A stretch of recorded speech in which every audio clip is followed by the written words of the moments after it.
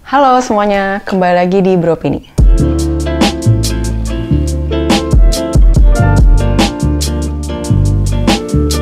Hari ini gue pengen membahas sebuah fenomena di kalangan manosphere ya.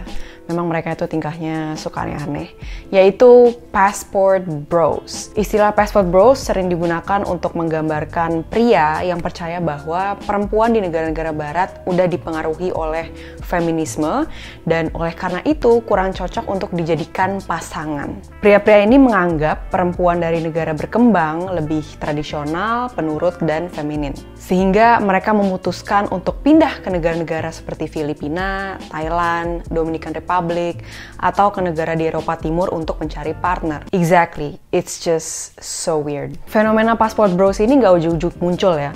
Gue pribadi melihat semenjak pergerakan feminisme dan kesetaraan gender makin mainstream digaungkan, terutama di media sosial, counter-narrative dan anti-feminist movements jadi makin banyak. Ada yang datang dari komunitas religius seperti Evangelical Christian di Amerika Serikat atau konservatif Muslim di Indonesia. Ada juga dari red-pilled folks biasa seperti Men Going Their Own Way atau MGTOW atau MGTOW. MGTOW adalah komunitas anti-feminis, misoginis yang keberadaannya mostly di online. Mereka mengadvokasi pria untuk memisahkan diri dari perempuan dan dari masyarakat yang mereka yakini ini udah dirusak oleh feminisme. Komunitas ini merupakan bagian dari manosphere, men's right movements, incels, dan pickup artists. Kebanyakan dari anggota atau simpatisan MGTOW itu laki-laki kulit putih, middle class, cis hetero yang tinggal di Eropa dan Amerika Utara. Tapi untuk passport bro sendiri nggak eksklusif berlaku pada white man aja. Fenomena ini juga banyak diobservasi di kalangan black men yang lebih memilih untuk cari pasangan di negara berkembang ketimbang sama black women. Karena mereka memandang black women itu sebagai tukang marah-marah katanya, matre, nggak cantik, dan terlalu maskulin. Di kolam manosphere, perempuan itu dilihat sebagai makhluk yang shallow, yang cuma tertarik sama short-term relationship, yang matre, dan cuma mikirin soal seks. It fits with the whole misogynistic notion about women's body counts and women who love to sleep around a whore. Mereka percaya bahwa karena feminisme, perempuan jadi makin liar dan makin nggak bisa diatur. Makanya nggak sedikit dari pria-pria ini yang komplain soal tingkat perceraian yang makin meningkat misalnya, atau komplain soal kenapa sih sekarang perempuan banyak yang pakai birth control.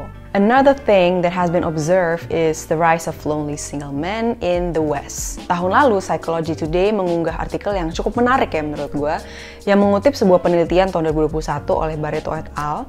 Studi ini melaporkan bahwa anak muda sekarang lebih kesepian dibandingkan orang tua, dan di antara anak muda tersebut, lebih banyak laki-laki dibanding perempuannya. Terus Pew Research Center juga melaporkan meningkatnya orang dewasa di Amerika Serikat yang jomblo atau unpartner, lagi-lagi dengan presentasi laki-laki yang lebih banyak dibanding perempuan. Sebagai perempuan nih, gue jujur aja nggak ngerasa heran sih sama fenomena ini. Of course, this will happen, like, what do you expect? Selama ini kita tahu bahwa patriarki punya aturan yang terlalu kaku soal maskulinitas, ya kan? Menurut patriarki, laki-laki tuh mesti individualistic, nggak boleh vulnerable, terus nggak butuh emotional support, mereka harus jadi alpha katanya. Dan tatanan seperti ini akhirnya ya melahirkan pria-pria yang rapuh, yang nggak punya versi otentik soal maskulinitas buat dirinya sendiri. Meanwhile, zaman sekarang perempuan udah makin sadar dan makin berani untuk menentukan pilihan, ya kan? Daripada kita stuck sama laki-laki toxic yang patriarkis, ya mendingan kita cari cowok yang lebih baik atau bahkan ya nggak nikah sama sekali. As women, we're not obliged to fix men. It is not our job, they can go to therapy. Nah, kalau melihat dari point of view cewek-cewek di barat, gue bisa mengerti sih kenapa mereka jadinya tuh turn off dan nggak ada keinginan untuk menjalin hubungan sama pria-pria ini ya. Makin banyak perempuan yang menemukan suaranya mereka sendiri, yang udah terbuka mata dan pikirannya bahwa nilai-nilai tradisional yang digaungkan oleh patriarki itu nggak menguntungkan perempuan sama sekali. Contohnya sekarang kita melihat menurunnya tingkat kelahiran di Jepang, di USA, dan Eropa.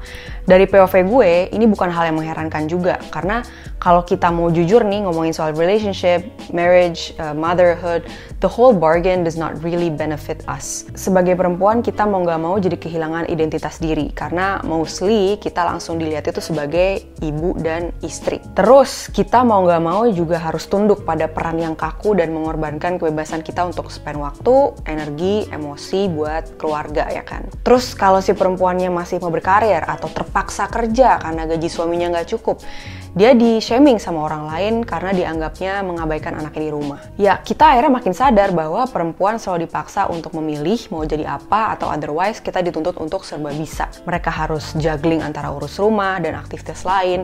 Even ngurus rumah aja tuh nggak sepele ya kan, udah kerjaannya nggak kelar-kelar, nggak dibayar pula. Meanwhile, suaminya bisa fokus aja ngerjain satu hal, kerja gitu misalnya, terus pulang ke rumah ya mereka sekadar bantu. Atau nih, kalaupun mereka beneran involve, mereka dipujinya berlebihan sama masyarakat, as if yang mereka lakukan itu wow banget. Ini mengingatkan gue pada postingan yang gue liat di Reddit soal laki-laki yang cerita bahwa istrinya tiba-tiba ngasih map 16 halaman yang isinya detail hitung-hitungan duit yang dia butuhin kalau dia punya anak terus cuti kerja. Mungkin buat sebagian orang ini agak berlebihan ya, atau agak petty gitu. Tapi gue bisa ngerti sih posisi si cewek ini. Punya anak itu mahal. Nggak cuma emotionally, psychologically juga, mentally, physically, dan juga financially. Dan pemerintah biasanya nggak sebegitunya memberikan social benefits buat ibu-ibu untuk meringankan beban mereka. Daycare mahal, biaya sekolah mahal, biaya ke dokter mahal, harga susu mahal. Dan udah susah kayak gini nih situasinya, tapi perempuan juga tetap dikondisikan untuk percaya bahwa satu-satunya tujuan hidup mereka adalah menikah dan punya anak. Masyarakat kita ini terlalu meromantisasi gitu. Meromantisasi bahwa si cewek nih along the way bakalan ketemu sama Prince Charming, terus dia bakal membuat keluarga dengan punya buah hati mereka, and then they will live happily ever after. Kita nggak dikasih tahu bahwa realitanya tuh kayak gimana gitu kan yang sebenarnya. Kecuali buat cewek-cewek yang nggak paham nih, banyak perempuan ya yang nggak mau punya hidup di mana dia mesti berusaha susah hanya karena patriarki menyuruh mereka untuk suffering. Dan zaman sekarang juga makin banyak perempuan yang merasa bahwa pengalaman dan identitas keperempuanan mereka nggak mesti bergantung pada statusnya mereka. Mereka masih bisa tetap menikmati hidup dengan ya being single aja. Dan ini nih yang sering dijadikan senjata oleh passport bros, alpha man, dan manosphere.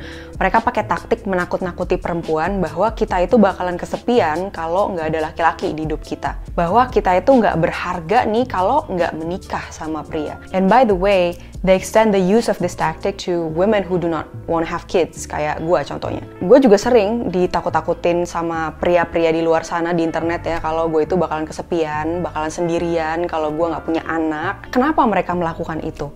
Karena mereka yang takut. Mereka hanya sekedar projecting. Sebenarnya mereka lah yang merasa useless kalau nggak ada cewek yang mau sama mereka. Because for the longest time, patriarchy has been telling these men, and I'm quoting Toni Morrison here, that they can only be tall because someone else is on their knees. Tanpa perempuan yang mau dikontrol, yang mau jadi subordinat, apalah mereka, ya kan? Menurut gue, passport bros ini mengambil keuntungan dari perempuan di negara berkembang. Tidak bisa dipungkiri bahwa menikah sama bule atau sama cowok western ini bisa jadi salah satu cara untuk perempuan di negara ketiga buat memanjat tangga sosial dan mendapatkan status quo. Menikah dengan bule juga bisa jadi cara mereka untuk keluar dari kemiskinan. Nah, si passport bros ini jadi kayak ngebodoh-bodohin cewek ini, terus dia expect si cewek untuk nurut dan bergantung sama dia, tapi jatuhnya dianya toxic. At the same time, perempuan di negara berkembang itu nggak bodoh. Mungkin kultur kita memang berbeda ya dengan negara maju, dan mungkin ada aspek dari kultur kita yang seksis dan misoginis, sama juga sebenarnya di barat juga kayak gitu. Tapi banyak dari perempuan di negara berkembang ini yang tangguh, pekerja keras, pinter, dan tahu value mereka. Mungkin nggak semua dari mereka tahu apa itu feminisme, apa itu kesetaraan gender. Tapi diri mereka dan apa yang mereka lakukan adalah embodiment dari feminisme itu sendiri. Mereka berjuang sepanjang hidup mereka untuk memperjuangkan kesetaraan, mereka memberdayakan diri sendiri, dan memberdayakan perempuan lain untuk berdikari. Terus kenapa sih fenomena passport bros ini problematik? Apa yang mereka lakukan adalah mentalitas imperialis yang melihat Global South itu orangnya submissive karena underdeveloped, dan perempuannya lebih vulnerable karena selama ini mereka dijajah dan dieksploitasi. Passport bro merasa bahwa mereka lah yang berhak untuk pegang kuasa untuk mengontrol perempuan-perempuan ini. Dan ini juga bisa melanggengkan relasi kuasa yang berbahaya dalam hubungan. Padahal di dalam suatu hubungan, yang paling penting adalah mutual respect dan empati. Dan dalam hubungan interkultural, memahami soal perbedaan budaya itu juga penting, bukan malah dieksploitasi untuk keuntungan pribadi. Sekarang, gue pengen dengerin opini dari kalian. Apa pendapat kalian soal isu ini? Please leave your comment down below, dan kalau kalian suka sama videonya, jangan lupa untuk kasih like dan share juga di media sosial kalian, buat ngebantu algoritma video ini di YouTube. Terima kasih udah nonton videonya, dan sampai ketemu di kesempatan selanjutnya. Dadah!